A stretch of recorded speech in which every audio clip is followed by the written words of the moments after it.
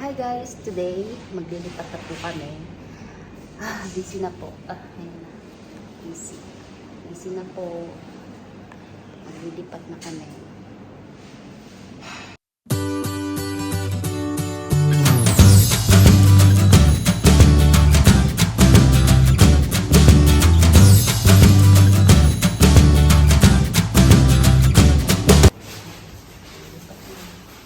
Busy na.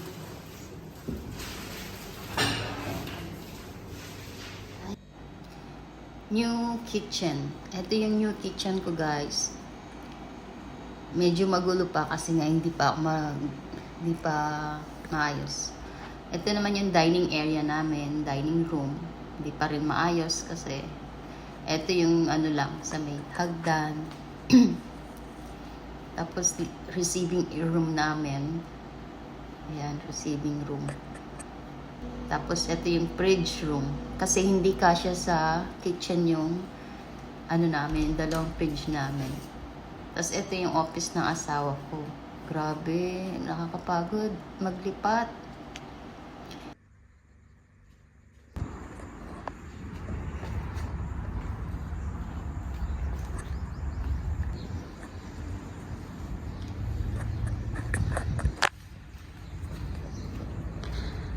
Ito, ang mga local house, guys. Meron siyang dalawang door. Dalawang door.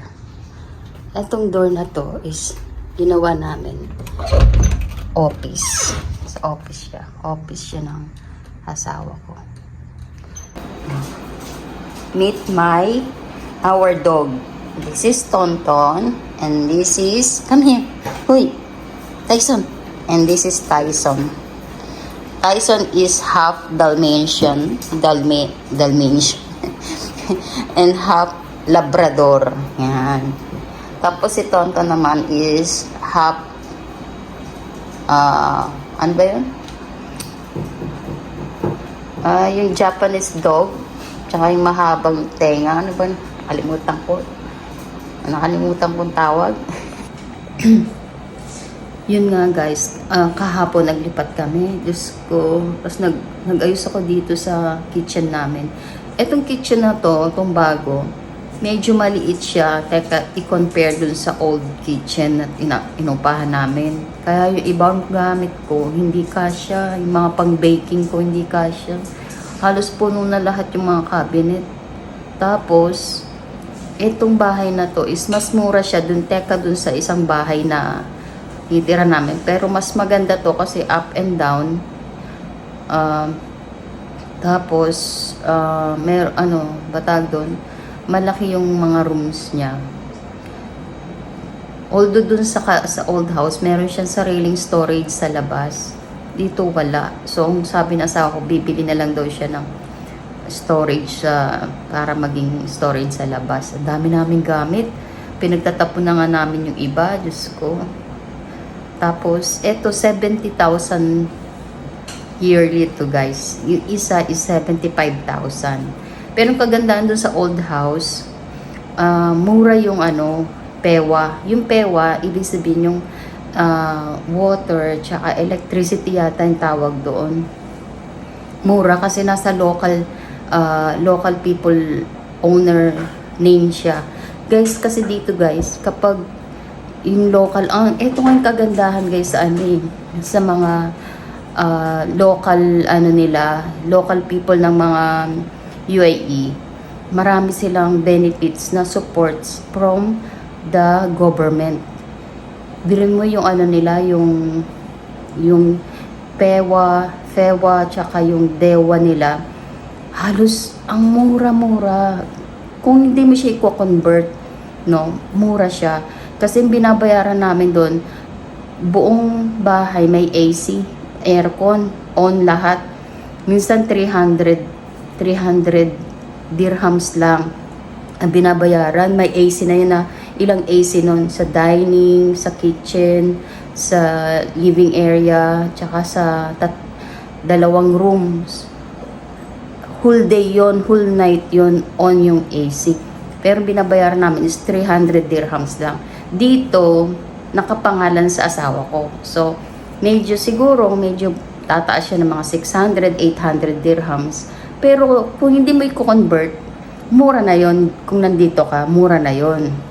'Di ba? Kasi nga may AC. Sa atin pag may AC, 'di ba, ang mahal ng electricity, 'di ba? Yun na yung kagandahan. I-explain ko sa inyo ko yung mga, mag-google nyo naman yung mga benefits ng ng mga UAE local people from the government sa mga anak nila. Ang laki ng mga benefits nila. Tapos sa first son may mga benefits, may allowance from the government. Tapos sa pag 45 years old ka na above, yun ang retirement nila, 45 years old above. Meron kang, kung magkano yung sinasahod mo, yun yung magiging pension mo every month from the government. Tapos may housing allowance sila. Tapos may meron pa silang health allowance. Tapos ang asawang babae, meron pa rin allowance from the government. Kaya guys, dito, walang mahihirap na local people. Walang mahihirap. Kasi marami silang benefits from the government. Yun ang kagandahan. Tapos, alam mo ba, pag nag-grocery sila, may food allowance din sila.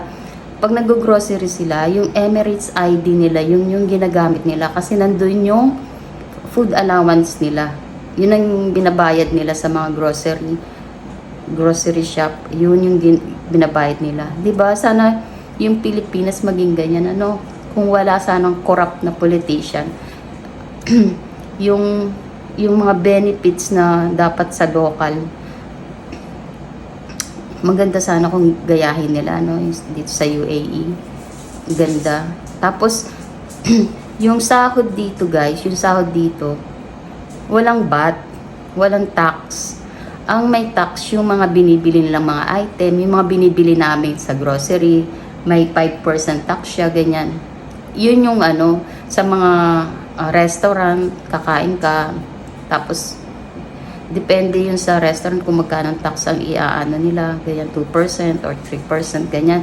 Doon sila may tax, doon nagkakaroon tax. Pero yung sa mga sahod, walang tax. Buong nakukuha ng mga tao yung sahod nila, yung mga expat, buo yung, kunyari ang sahod nila is 35,000 monthly. 35,000 talaga yon. Tapos ang may tax yung mga product na binibili nila, yung mga services, ganyan, may mga tax. Unlike sa atin, 'di ba? Yung sahod bawas na yung tax. Tapos pag bibili ka ng mga product, pupunta ka sa ganyan, may mga tax. 'Di ba, may tax pang plus, minus, 'di ba? Dito hindi. Ganun yung sistema dito. Kaya medyo maganda siya, magaan. 'Di ba? Magaan siya. Yun lang.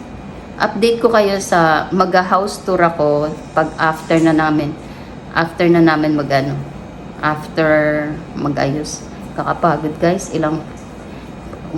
Day 1 pa lang to ng namin. Pero nasa tapos ko na yung kitchen. 'Di ba? Yan muna for today's vlog, guys. This is Chris TV PH. Don't forget to like, subscribe to my YouTube channel. Bye!